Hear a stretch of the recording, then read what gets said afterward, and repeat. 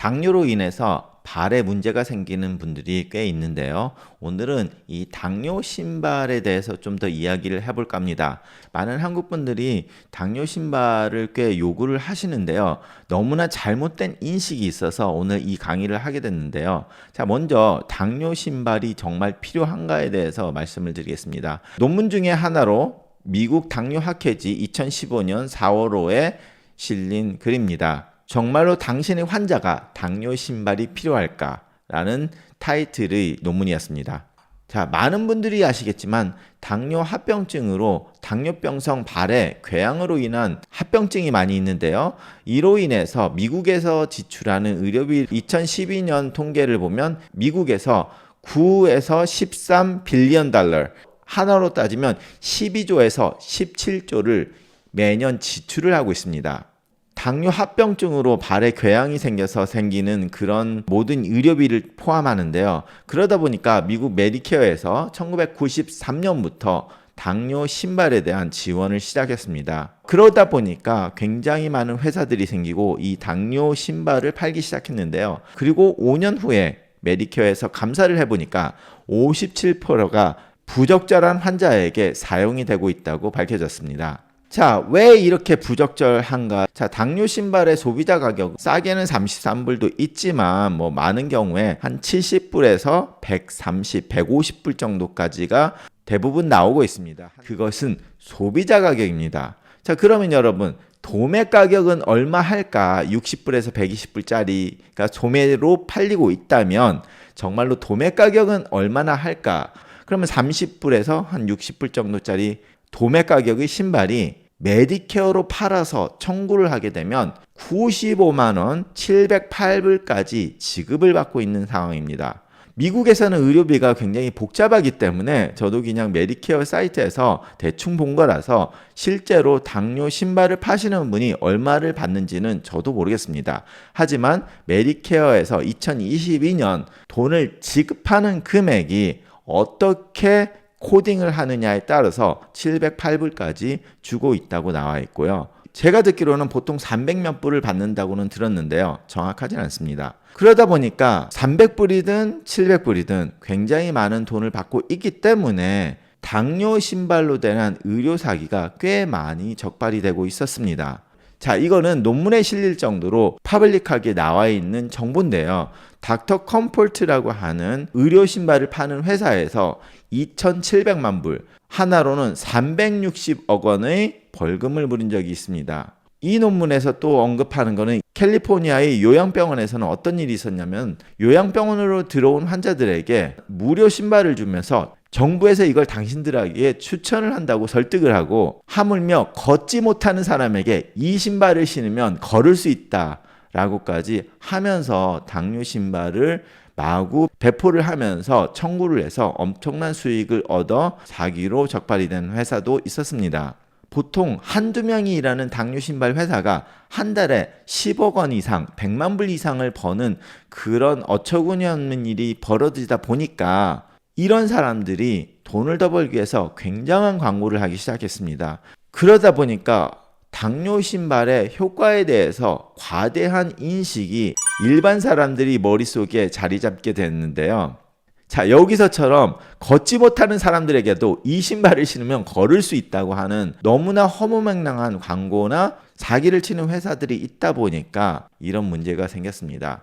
그래서 정확하게 의학지에 나온 효과 입증이 된 것이 무엇인가를 찾아보면 당뇨 신발에서 발의 궤양의 재발을 막는 효과 임상 실험을 했습니다. 그런데 궤양 재발의 효과는 입증하지 못했다고 합니다.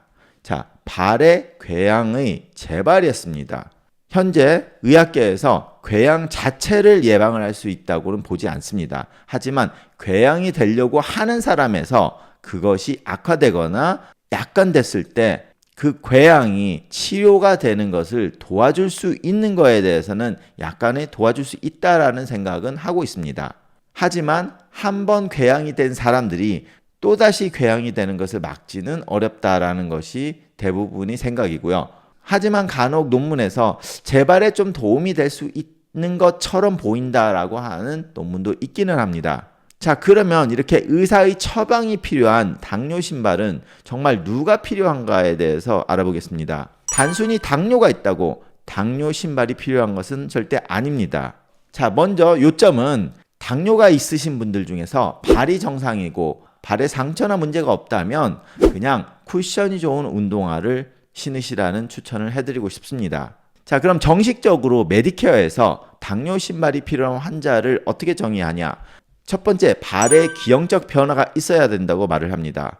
이 사진은 찰컷풋이라고 해서 오랫동안 당뇨병성 신경병변이 있다 보면 발에 작은 미세한 외상이 생기면서 발이 변형을 하게 됩니다. 그래서 당뇨가 오래 있고 신경의 병변이 있으신 분들이 이런 식으로 병변이 되는 것을 찰컷풋이라고 말을 하는데요. 이렇게 변형이 된 분이거나 아니면 이렇게 발에 궤양이 있으신 분, 아니면 발이나 하지에 혈관에 문제가 있어서 동맥이 막히거나 이런 식으로 해서 혈관 장애가 있으신 분들, 자, 이렇게 새카맣게 벌써 변하거나 그렇게 변하려고 하는 분들, 아니면 실제로 발가락을 이렇게 자르신 분이나 다리를 자르신 분들, 그런 분들은 당뇨 신발이 필요하다고 의학적으로 정의를 하고 있습니다. 그리고 더 나아가서 이것보다 약하지만 흔히들 한국 분들에서 당뇨 신발을 정식적으로 얻어서 혜택을 보실 수 있다고 생각하시는 분들은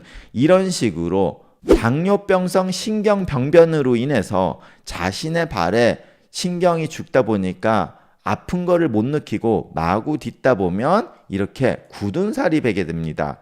이 부위에 프레셔가 많이 간다는 거야. 우리가 발을 걷다 보면 어디가 너무 많이 디디게 되면 아프니까 그 부위를 살살 걷는데 신경에 문제가 생겨서 그 통증을 못 느끼게 되면 자신도 모르게 쾅쾅쾅 발을 부딪히게 되다 보니까 굳은 살이 배게 됩니다. 이 굳은 살이 그냥 놔두고 더 가면 궤양으로 변하고 그 궤양이 감염이 돼서 문제가 되면 결국은 발가락을 자르거나 다리를 자르는 그런 일이 벌어지기 때문에 이렇게 된 분들이 더 악화가 되지 않게 발을 잘 케어를 하고 당뇨 신발을 처방을 해주라고 하고 있습니다.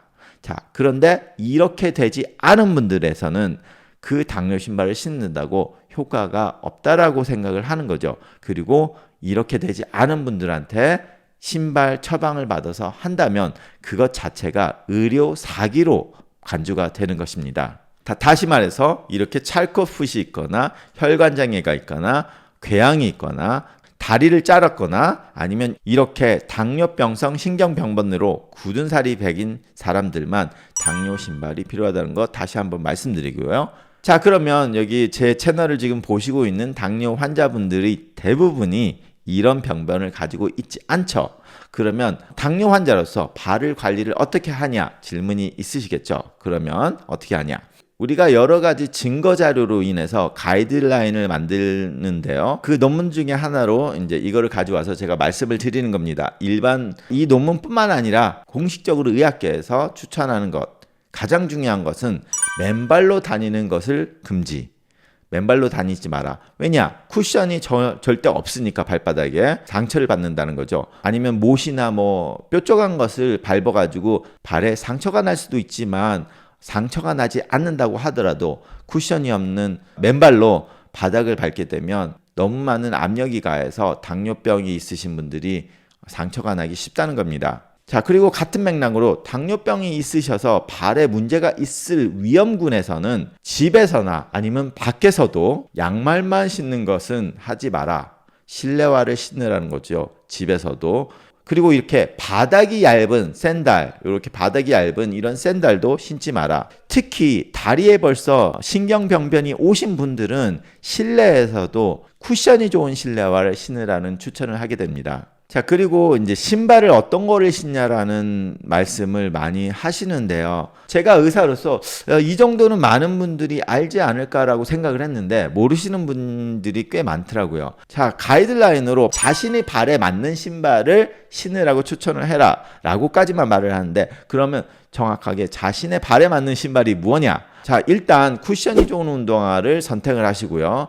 발끝이 눌리지 않는 공간이 필요합니다. 자, 여기서처럼 이 발끝이 요 정도의 공간이 있죠. 운동화를 샀을 때 자기의 엄지발가락이 들어갈 정도의 공백 기간이 있어야 됩니다. 자신의 발가락, 엄지발가락이 여기까지 만약에 온다면 너무 작은 신발을 사셨다는 거예요. 그래서 자신의 발이 한 여기 정도까지 엄지손가락 하나가 들어갈 정도의 여분이 있어야 된다는 거고요. 그리고 중요한 거는 자, 여성분들이 하이힐을 신을 때는 특히 이렇게 뾰족한 신발을 신죠.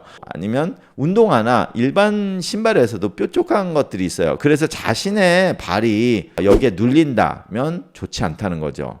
물론 발이 굉장히 얇으신 분은 요거보다 조금 덜 뾰족한 거를 신으셔도 되겠지만 이것처럼 이런 식으로 공간이 좀 있는 신발을 신으시라는 겁니다. 자, 그리고 이거는 발보다 발톱의 문제인데요.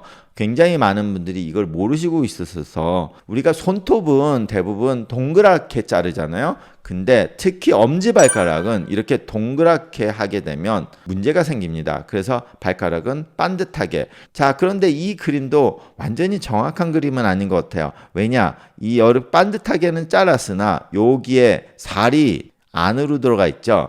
그래서 이것이 더 정확한데 이거는 약간 동그랗긴 하지만 중요한 포인트는 뭐냐면 이 살갗보다 이 발톱이 더 바깥으로 나와 있다는 것이 키 포인트입니다. 여기처럼 이 발톱이 이 살갗보다 안으로 들어가 있으면 결과적으로 인그로잉 토네일이라고 해서 발톱이 살을 파고 들어가는 그런 모양으로 될 수 있기 때문에 항상 발톱을 깎을 때 양쪽의 이 살보다 발톱이 더 바깥으로 나와 있어야 된다. 그리고 되도록이면 반듯하게 깎으시라는 것이 굉장히 중요합니다. 자, 그래서 조금 전에 발에 궤양이 있거나 이러면 의사한테 당뇨 신발을 처방을 받으시라고 말씀을 드렸는데요. 자, 그러면 당뇨가 있지만 발에 궤양이 없고 굳은 살도 없는 사람이라면, 혈관에 문제가 없는 사람이라면 어떤 신발을 신어야 됩니까? 라는 질문을 하게 되죠. 간단히 말해서 저는 운동화를 추천을 합니다. 저만이 아니라 공식적으로 일반적으로 다닐 때는 저의 개인적인 생각은 러닝화가 가장 좋다고 생각합니다. 일반적으로 우리가 걸어 다닐 때, 자, 일반적인 사무직을 보시는 분들은 특별히 작업화를 신으실 분이 아니라면 러닝화를 추천을 합니다. 가장 큰 이유는 쿠션이 좋거든요. 그래서 발바닥에 있는 쿠션이 좋아야 되고, 그리고 운동화를 사실 때 와이드로 해서 볼이 넓으신 거를 사시는 걸 추천합니다. 여기처럼 이렇게 뾰족한 것보다는 발 볼이 좀 넓어서 여유가 있는 것. 자, 여기까지가 이제 공식적으로 제가 말씀을 드릴 수 있는 거고요. 그러다 보니까 이제 어떤 분이 저에게 개인적으로 저는 어떤 신발을 신냐고 질문하신 분이 있어서 말씀드리겠습니다. 자, 지금 말씀드린 거는 광고 아니고요. 그냥 단순히 개인적으로 선호하는 것을 말씀을 드리는 겁니다. 그래서 저는 일반적으로 제가 병원에 일하거나 뭐 쇼핑을 가거나 이렇게 할 때 일반적인 생활에서 신는 신발은 아식스를 선호하고 있습니다.